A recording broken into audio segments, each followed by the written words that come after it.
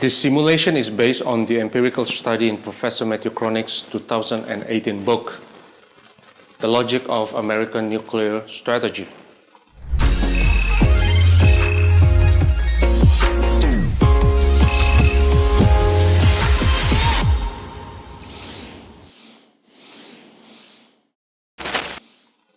Published by Oxford University Press. We zoom in specifically Chapter 2 of the book titled Nuclear War Outcomes. There are two scenarios in this simulation. Scenario 1, Russia attacks first. Scenario 2, United States attacks first. Before we dive deeper, there are 5 assumptions or conditions in this simulation. First assumption, this simulation is based on US and Russia's nuclear capabilities in 2015. US nuclear capabilities 2015. Quote, United States possessed 2,072 nuclear warheads on ballistic missiles and bomber bases. This force consists of 440 ICBMs, stands for intercontinental ballistic missiles, 1,152 warheads on SLBMs, stands for submarine launch ballistic missile, 200 nuclear air-launched cruise missiles, abbreviated as ALCMs, and 280 nuclear gravity bombs. End quote. Russian nuclear capabilities 2015. Quote, Russia possessed an estimated 1,780 strategic deployed nuclear warheads, capable of reaching the continental United States. This includes 1,050 warheads delivered by 311 silo-based and mobile ICBMs. Russia also has 6 Delta Force submarines equipped with 16 SLBMs, each of which carries up to 4 warheads. In addition, the first 3 of Russia's new Boris-class subsurface ballistic nuclear submarines, or SSBNs, have been loaded or have initiated sea trials. Each is armed with 16 new Bulova SLBMs that carry up to 6 warheads apiece. Finally, Russia has approximately 60 deployed nuclear bombers, which can deliver nuclear-armed air-launched cruise missiles. End quote. Second assumption, in a first strike, not all nuclear forces would be available. In normal conditions, 95% of the ICBM force is ready to launch. Third assumption, US and Russia will exhaust their nuclear arsenal to the hilt. There is no nuclear weapon spared during this simulated nuclear exchange. This might seem irrational, but this assumption is necessary, since the book recommends US nuclear superiority and against reducing nuclear warheads as proposed by certain politicians.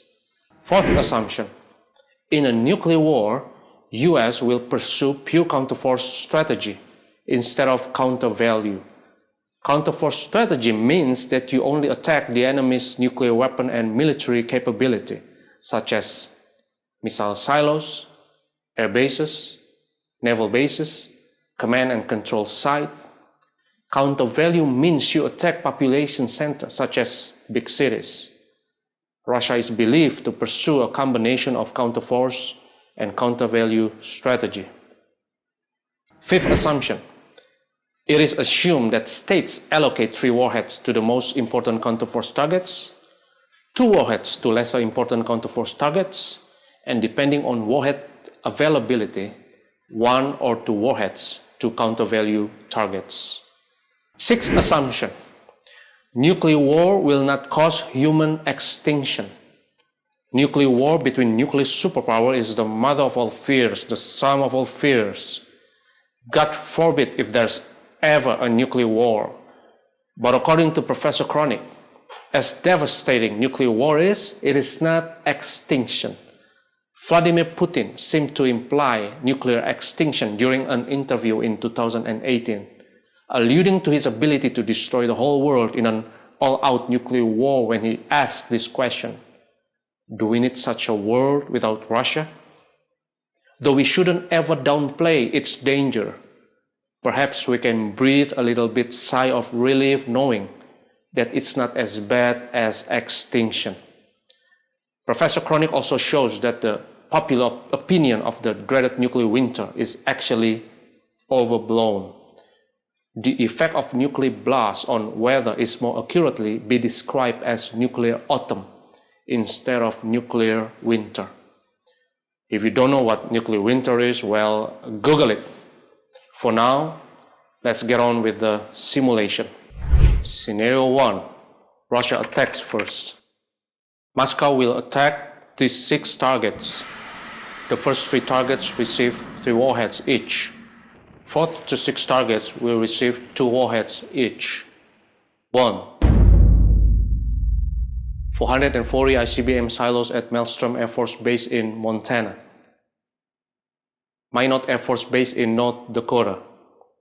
And Warren Air Force Base, which spans the borders of Wyoming, Colorado, and Nebraska. 2. Russia targets 2 strategic nuclear submarine bases at Bangor, Washington, and Kings Bay, Georgia. 3. U.S. strategic air bases, Minot BARKSDALE Air Force Base in Louisiana, and Whiteman Air Force Base in Missouri. A second set of less important counterforce targets receives 2 warheads per target. This includes 4. 70 other military bases in the United States with a potential role in the nuclear mission, including Offutt Air Base in Omaha, Nebraska, the home of U.S. Strategic Command. 5. Roughly 10 important command and control targets in Washington, D.C. and elsewhere. 6. The remaining 262 warheads are aimed, 2 apiece, at the United States' most populous 131 cities in order to destroy U.S. industrial capability and inflict massive destruction. Result of Scenario 1. Quote, the United States could expect approximately 1,780 nuclear detonations on U.S. soil. The 131 most populous areas would suffer nuclear disasters, including cities ranging from New York City to Salt Lake City, Utah, to Huntsville, Alabama, and to Tallahassee, Florida. Just below this threshold, the cities barely spared a direct nuclear attack would include Chattanooga, Tennessee, Jackson, Mississippi, and Peoria, Illinois.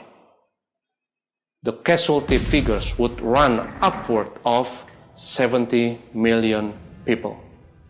However, unfortunately, under Scenario 1, Professor Kroenig didn't elaborate on U.S. second strike retaliatory attack against Russia. Scenario 2, U.S. attacks first. A U.S. counterforce nuclear strike on Russia would seek to destroy Russia's ICBM silos and strategic air and sea bases. 3 warheads allocated to Russia's strategic offensive nuclear capabilities, and 2 warheads each to lesser important counterforce targets.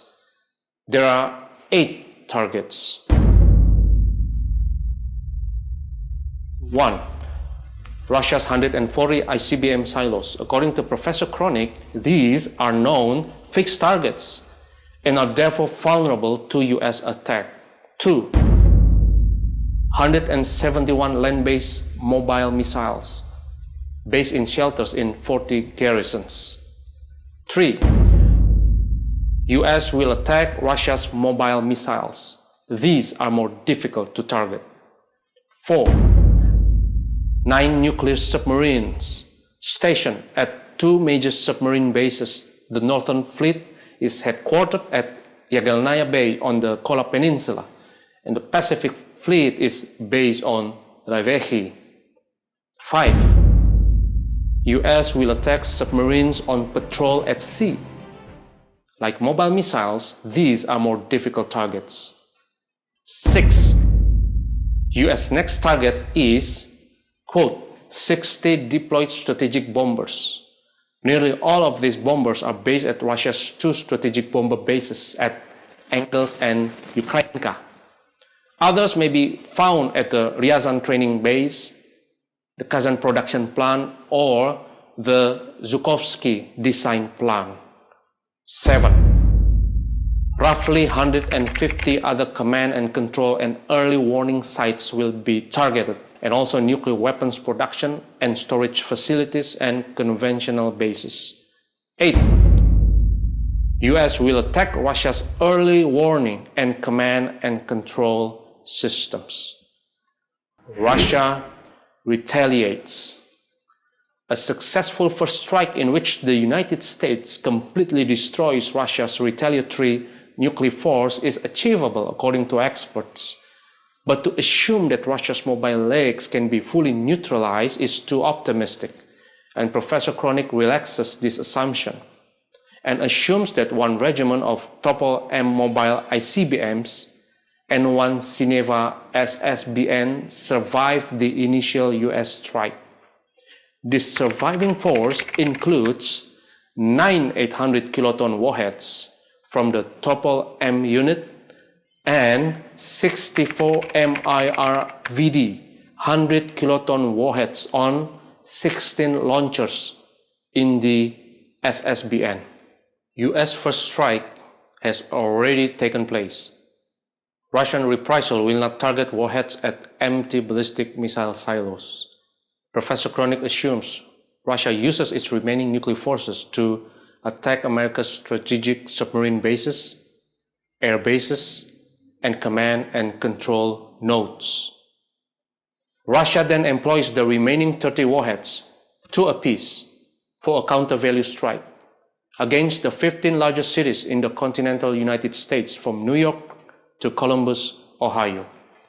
Quote, then Washington will intercept incoming missiles with its Homeland Ballistic Missile Defense System.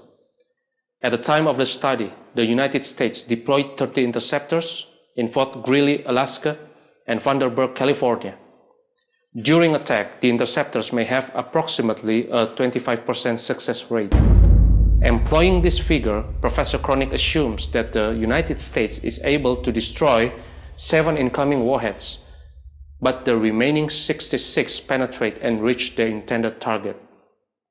Result of scenario 2. Quote, United States would lose its strategic air and naval bases, and a dozen of its largest cities would be devastated. It would suffer upward of 28 million casualties, end quote. Conclusion.